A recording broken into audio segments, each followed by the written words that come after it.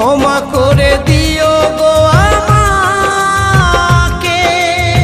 শিল্পীর বেদনা কেউ বোঝে কেউ বোঝে না, শিল্পীর যন্ত্রণা কেউ বোঝে কেউ বোঝে না।